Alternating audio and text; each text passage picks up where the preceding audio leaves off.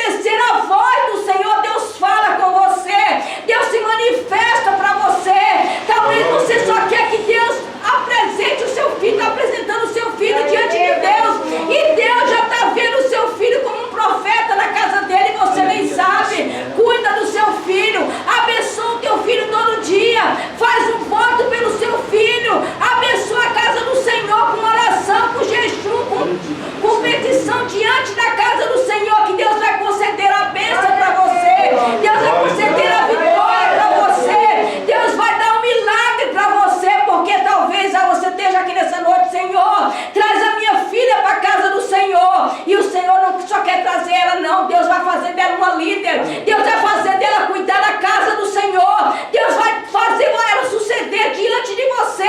Deus vai fazer ela com zelo na casa do Senhor. Deus vai fazer dela uma missionária. Deus vai fazer dela alguém que vai cuidar da casa do Senhor como você. Talvez você está pedindo coisas simples para o Senhor, como a Ana. Ana só queria um filho, mas Deus queria um profeta. Ana só queria um filho, mas Deus queria um sacerdote. Ana só queria um filho, mas Deus queria um juiz. Talvez você esteja esperando uma bênção desse tamanhinho e Deus quer te dar muito mais. E Ana entregou o seu único filho ali, assim como ela votou em Deus, ainda deu para ela mais 5 filhos. Porque quando você traz para a casa do Senhor, quando você cumpre na casa do Senhor o que você falou, quando você entrega na casa do Senhor, o Senhor te entrega uma medida recalcada, sacudida e transbordante. Deus deu mais 5 filhos para Ana, e ali ele crescia na presença do Senhor, na casa do Senhor, e Deus vinha falar com ele, porque Deus queria destruir a casa do sacerdote, porque ali estava tudo errado. E Deus veio falar com Samuel, quer falar com você nessa noite. Esteja